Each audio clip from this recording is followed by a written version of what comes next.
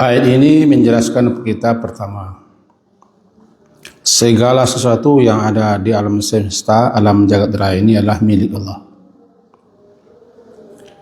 Baik alam yang tertinggi ataupun yang di bawah. Dia penciptanya Khaliq. Dia yang merintisnya Fatir. Dia yang mewujudkannya. Dialah al-awwal yang tiada bermula. Dialah al-akhir yang tiada berkesudahan. Dalam mencipta segala sesuatunya tidak ada satupun yang ikut serta, ikut campur. Sebelum Allah menciptakan segala sesuatu, Dia telah mengetahui segala-galanya. Kemudian Dia menetapkan, menuliskan, namanya kitabah, tentang apa yang bakal terjadi. Kemudian apabila Dia berkehendak, itu masyiah, maka Dia wujudkan. Jadi ada 4 tingkatan. Pertama namanya al-ilmu, itu Allah Subhanahu wa Ta'ala, Dia mengetahui segala yang ada semenjak, sebelum, sedang dan akan.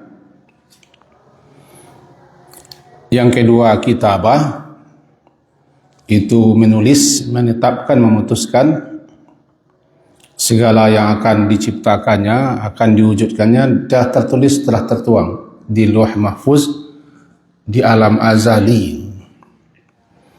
Yang ketiga masyiah, berkehendak. Apabila Dia berkehendak, dan apapun yang Dia kehendaki pasti terjadi. Masya'a kana, apa yang Dia kehendaki, kana, ada Dia. Malam yasha, apa yang tidak Dia kehendaki, lam yakun, tidak ada Dia. Dan yang keempat, khalqu, penciptaan. Jadi apabila Dia berkehendak untuk menciptakan, untuk menjadikan, untuk mewujudkan sesuatu, jadi Dia khalq, penciptaan namanya. Dia mencipta khaliq, penciptaan khalq, yang dicipta makhluk. Nah, salah satu daripada sifat Allah masyiah, berkehendak. Adapun nanti iradah, berkeinginan. Idza arada syai'an ayyaqula lahu kun fayakunu. Apabila Dia arada, menginginkan sesuatu, apa yang Dia inginkan, ya jadi Dia. Karena Dia kudrah, berkuasa. Maka ini gandeng keduanya, kudrah, iradah. Dia berkuasa, Dia punya keinginan. Itu juga dengan masyiah. Dia yang berkehendak, dan apa yang Dia kehendaki wujud. Itulah makna kalimat masya Allah. Masya Allah. Ma, apa yang, sya'a, Dia kehendaki. Masya Allah, apa yang Allah kehendaki, jadi Dia. Ma lam yasha, apa yang lam, tidak, yasha, Dia kehendaki, lam yakun, tidak ada Dia. Atau pengertian kedua, masya Allah, masya'a Allah, inilah yang Allah kehendaki.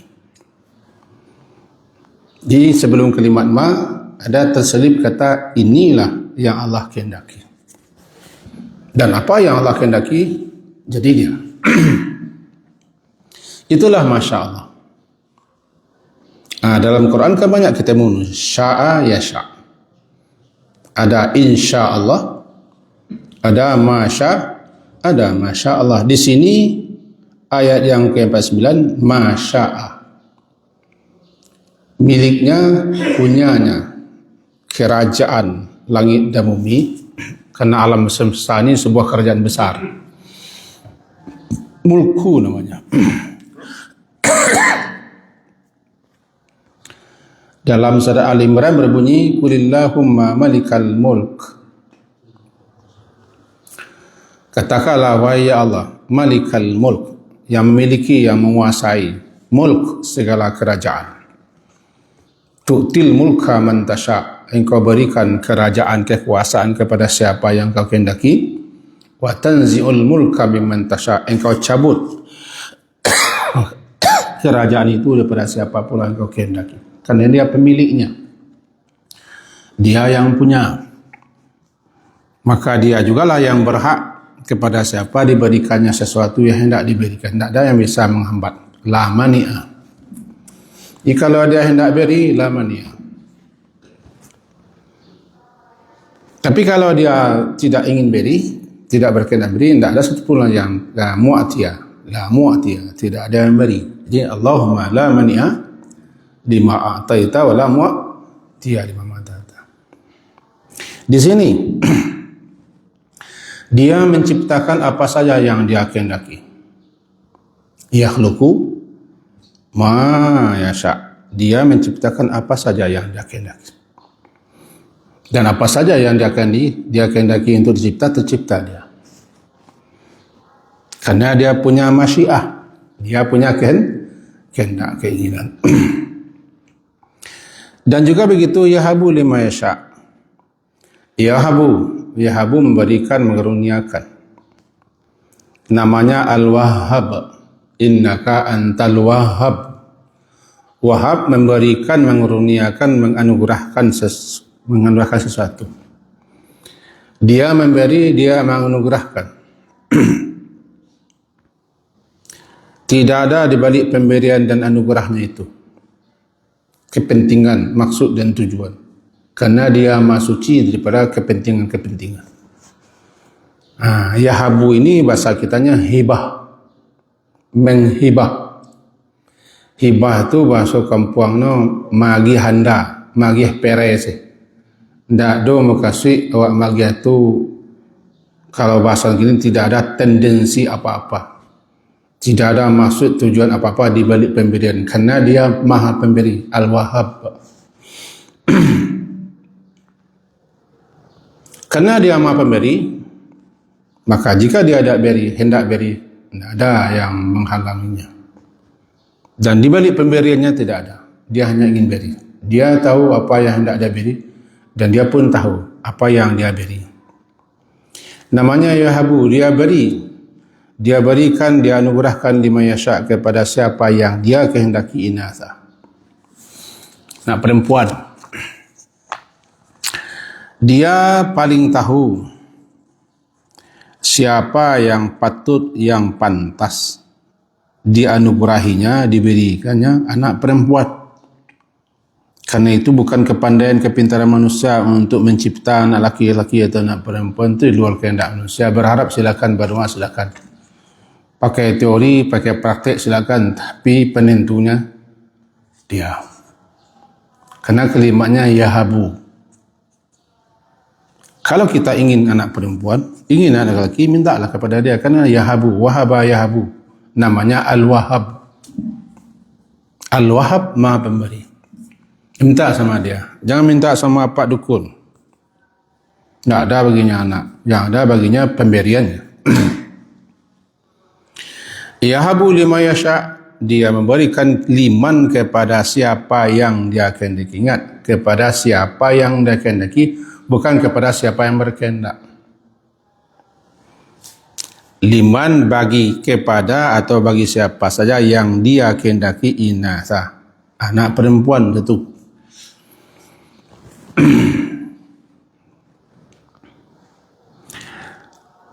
Wa yahabu, dan dia berikan, dia anugerahkan lima yasha kepada siapa yang dia kehendaki az-zukur, anak laki-laki.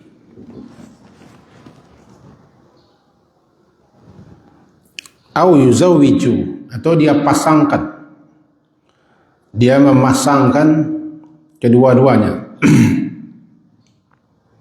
kepada mereka, yaitu zukuranan, laki-laki atau dan perempuan. Wa yaj'alu ma yasha, dan dia menjadikan siapa yang dia kehendaki menjadi aqim, mandul, baik laki-laki atau perempuan. Ujung ayat ini kita pegang. Apa ujung ayat? Alimun qadirun. Alim, dia maha mengetahui segala sesuatu. Berarti Dia maha mengetahui siapa yang patut, yang pantas, yang cocok, yang pas untuknya anak perempuan, siapa pula yang patut, yang pantas, yang cocok untuknya anak laki-laki, dan siapa pula yang patut, yang pantas kedua-duanya. Dia mengetahui. Bagi orang yang tidak dianugerahkan anak laki-laki, jangan bilang bahawa anak laki-laki itu lebih baik untuknya. Kalau dia bilang anak laki-laki baik untuknya, berarti dia lebih pintar, lebih tahu daripada Allah. Tandanya anak perempuan yang cocok untuk pasangan suami isteri itu. Itu sebaliknya, yang dianugerahi anak laki-laki saja, jangan pula bilang. Andai sekiranya jikalau saya punya anak perempuan, jangan pakai andai juga. Itu yang terbaik. Jika patut dia pantas dia anak perempuan, pasti sudah diberi anak perempuan. Kan sudah berusaha pula dia bagaimana mencetak anak perempuan, tak bisa kan? Bagaimana begini teori dipakai, tak juga bisa. Maka apapun pemberian Allah, terima, syukuri. Tanda itu yang pas. Karena kita tidak tahu apa yang terbaik untuk kita, untuk seterusnya. Kan kata kita sekarang kita bagus anak ini, anak itu, belum tentu bagus. Sebab kita tidak tahu apa yang akan terjadi di masa depan. Bisa jadi orang pamer hebat katanya, dia dapat anak perempuan begini. Nanti dari tua saya bagaimana begini, kira anak perempuannya tak kemana-mana perginya. Kan bisa jadi. Atau sebaliknya. Saya kalau dapat anak laki nanti bisa nolong saya, bisa bantu saya bagaimana begini, kiranya tidak juga. Untuk itu pemberian Allah adalah yang terbaik. Dia memberi sesuatu berdasarkan ilmunya. Atau kedua-duanya yuzawiju. Dia pasangkan kepada mereka kedua-duanya, laki-laki dan perempuan. Entah nomor apa pun kita tidak tahu. Entah nomor apa anak laki, entah nomor apa anak perempuan. Tapi kalau istri bisa kita pakai nomor. Ini nomor istri saya nomor 1, ini nomor 2, nomor 3. Pada anak tak bisa. Yuzawij, laki-laki dan perempuan. Pun kita tak bisa memastikan kita punya anak 2 sajalah cukup. Kalau kita bilang 2 saja cukup, bagaimanapun Allah berkehendak, tak bisa. Itu sudah bahasa itu bahasa dalam segi keimanan itu bahasa yang melanggar. 2 anak saja cukup, saja cukup. Walaupun Allah berkehendak untuk beri, berarti dia mengatakan tak bisa. Saya tak mau. Dia lebih kuat, lebih hebat daripada Allah. Kalau berusaha silakan. Bagaimana dia mengatakan 2 anak cukup saja? Dia masih suami istri. Kecuali dibunuhnya laki atau dibunuhnya minta beranak. Kalimat itu tak boleh. Saya ingat suatu hadis. Kau dalam bahasa kitanya. Satu patah kata bisa menjerumuskan kita masuk neraka. Dan hati-hatilah berkata dan berucap. Lebih-lebih masalah akidah, masalah tauhid, masalah keimanan. Masalah yang menyentuh kepada kekuasaan Allah. Jangan kita pakai bahasa itu. Pakailah insya-Allah. Kan wala taqulanna li syai'in inni fa'ilun dzalika ghadan illa insyaallah. Insyaallah. Jangan katakan kata-kata saya bagaimana, saya begini, saya mantun besok, jangan katakan itu. Insyaallah. Akan pakai sya'ad. Insyaallah. Jika Allah berkehendak atau menghendaki. Masa pasti? Kita pasti bisa. Jika pastikan tidak dan tidak bisa. Apapun yang menghalang, apa-apa yang rintang, tidak ada cerita, pokoknya jadi. Kita Tuhan yang itu. Ini pentingnya kita memahami yang berkehendak itu dia. Dia alim. Dan juga qadir, dia maha kuasa. Dia maha berkuasa, qadir. 3 itu. Pertama, panjang qafnya, qadir. Qafnya panjang, qadir. Yang kedua, ya dalnya yang panjang, qadir. Yang ketiga, muqtadir. Ketiga-tiganya tercantum dalam Al-Quran. Qadir yang berkuasa, qadir yang maha berkuasa, muqtadir yang betul-betul berkuasa. Apa hubungannya qadir? Dia berkuasa untuk memberikan seorang anak laki-laki, anak perempuan, menjadikannya mandul, tidak mandul. Sebagaimana istri Nabi Zakaria atau istri Nabi Ibrahim, walaupun sudah tua, dia berkuasa untuk menganugerahkan anak. Meskipun sudah tua keduanya, dia berkuasa.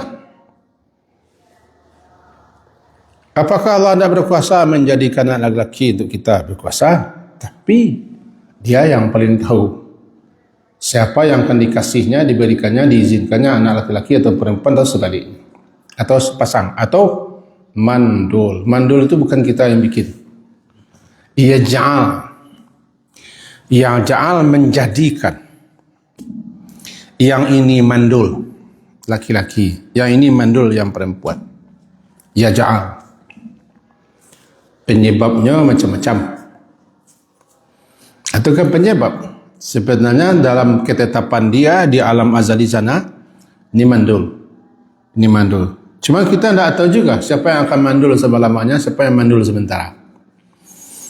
Sarah menyangka dia mandul selama-lamanya, sehingga dia kasihnya surat izin kepada suaminya untuk kahwin lagi. Karena dia pegawai, mungkin dikasihnya izin. Ceritanya kan begitu. Sarah ini perempuan istana yang dikasih hadiah oleh Raja Mesir kepada Sarah. Dulu raja-raja akan memberikan hadiah berupa perempuan dan harta. Nabi Muhammad juga mendapat hadiah, namanya Maria Al-Qibtiyah, Maria orang Mesir, ibunya Ibrahim, yang dicemburui oleh Aisyah. Aisyah kan cemburu. Maria dikasih oleh Muqawqis, gubernur Mesir, Muqawqis. Ketika Sarah tidak mampu digoda, dirayu, dibujuk, disentuh oleh Raja Mesir, setiap kami menyentuh, terjadi sesuatu di luar dugaannya. Akhirnya dia angkat topi, dia salut kepada perempuan ini, dikasihnya dia. Siapa itu? Namanya Hajar. Maka jadilah Hajar itu milik Sarah, pembantunya, pelayannya. Terus dibawa kembali ke Palestina. Hiduplah di sana. Akhirnya dalam beberapa riwayat dikatakan Hajar mengikuti Nabi Ibrahim dan Sarah dalam beragama. Dia muda. Sarah sudah tua. Bukan tua betul. Kan kawin Nabi Ibrahim, disuruhnya suaminya kawin dengan pembantunya. Cucu Nabi Ibrahim juga begitu. Nabi Yakub mempunyai istri, istrinya juga punya pembantu, disuruhnya suami kawin dengan pembantu. 4 istri Nabi Yakub. Kenapa tidak ada zaman sekarang? Ya karena kita bukan Nabi, itu saja jawabannya. Yang panjang-panjang betul khayalannya. Kita tidak Nabi, itu saja. Kalau Nabi kita barangkali bisa juga. Jadi itu jangan bercita-cita seperti itu, tidak akan pernah ada itu. Melihat gelagatnya tidak akan pernah ada. Maka kawin kan, kenapa Sarah mengizinkan atau menyuruh suaminya Ibrahim? Ingat, Sarah dengan Nabi Ibrahim itu sepupuan. Sama-sama di Babylon, di Babil, Irak. Dia cantik. Kawin kan? Dia menyangka dia tidak akan beranak, dia mandul. Makanya ketika sudah sekian tahun kemudian datang malaikat bertamu ke tempatnya,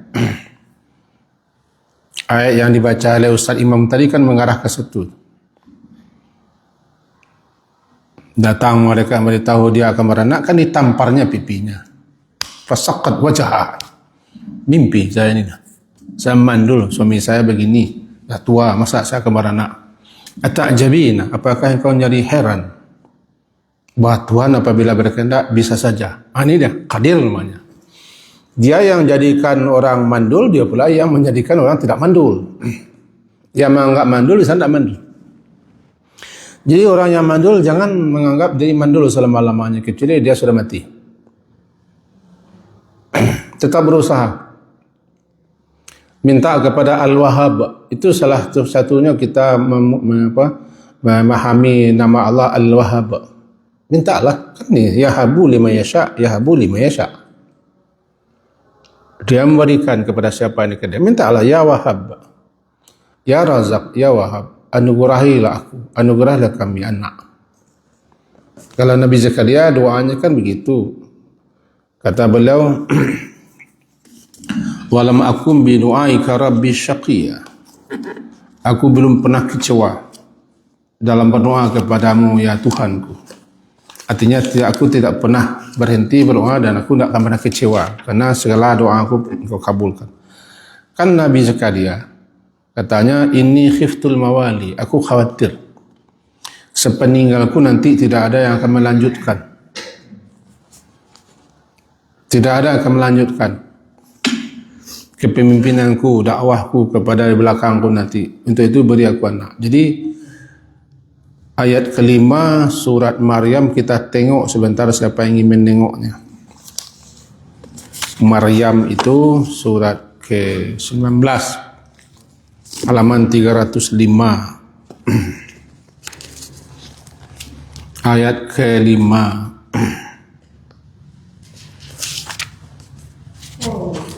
Wa inni, ayat ke-5 ya. Halaman 305. Dan sesungguhnya aku khiftu, aku khawatir. Khiftu makna saya khawatir, cemas.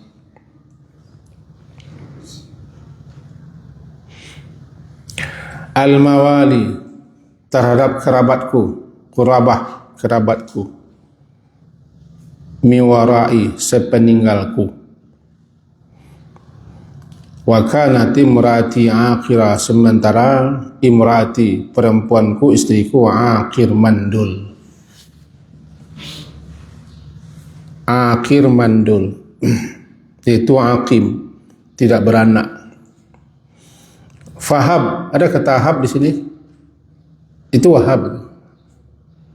Wahaba yahabun, hab, anugerahkanlah, wahai al-wahhab, li, untukku, min ladunka, langsung daripada sisimu, waliya, seorang anak. Apa doa Nabi Zakaria? Hab. Hab itu ya asal katanya wahaba, menjadi hibah.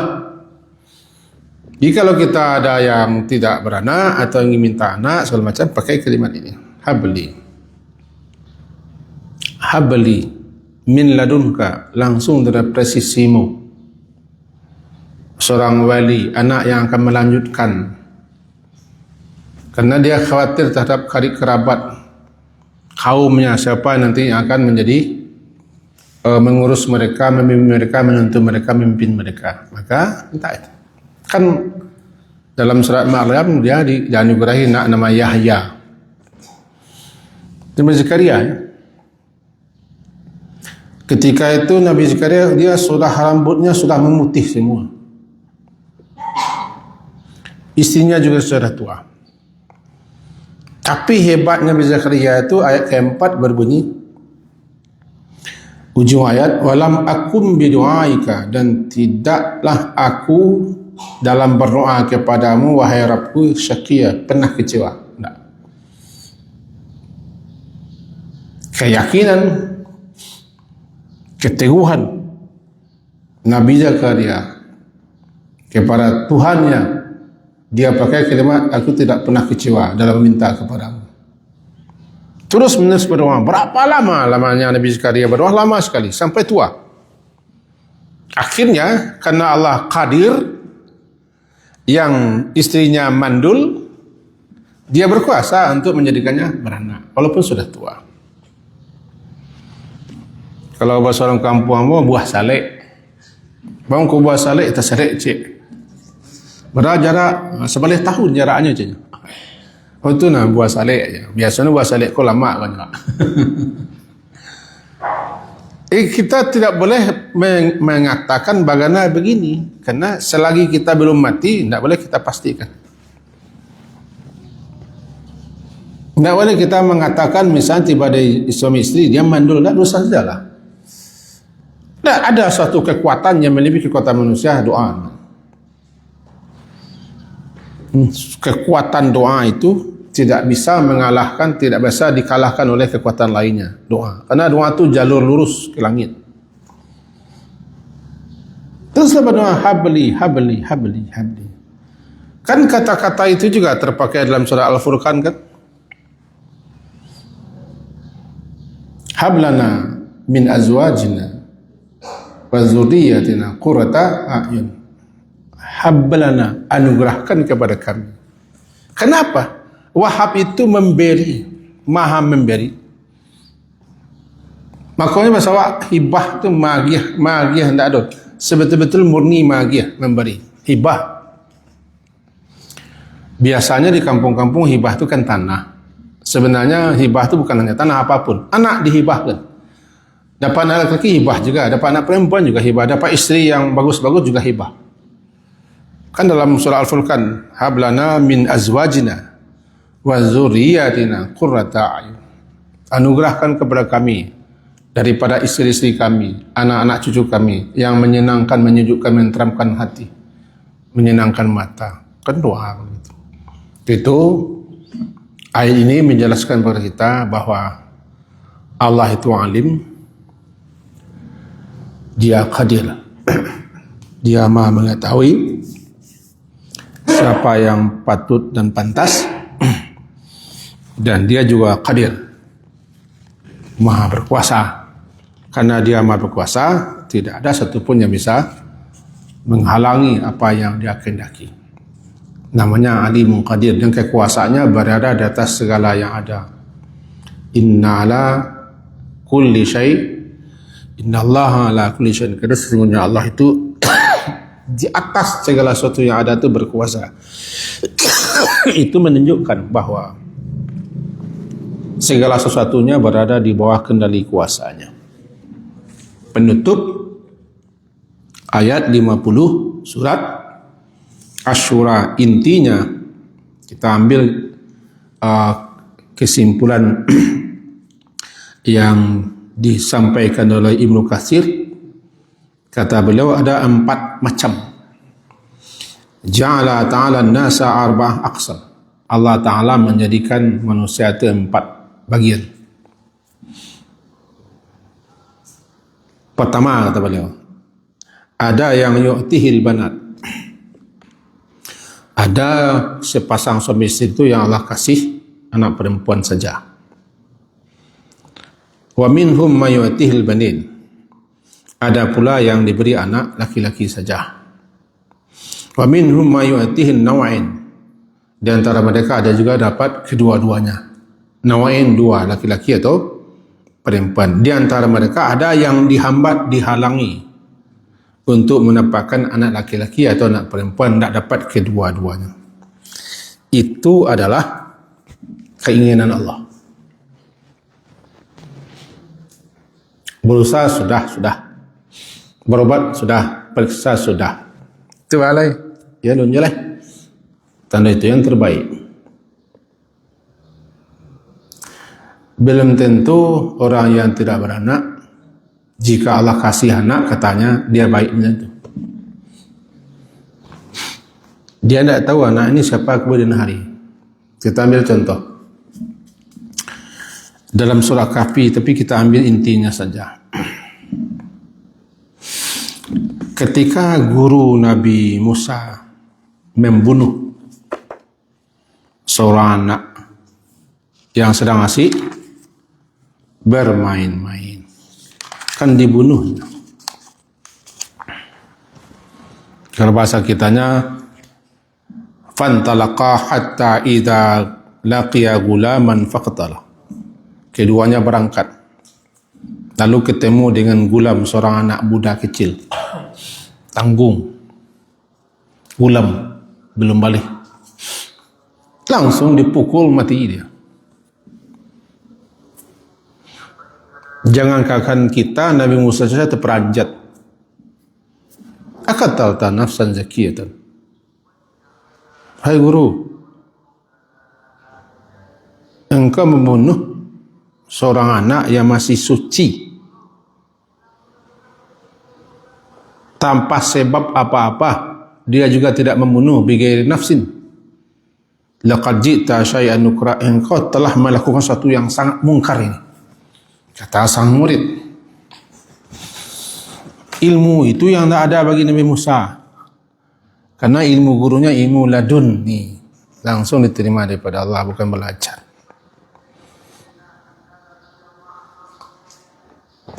Kata guru apa?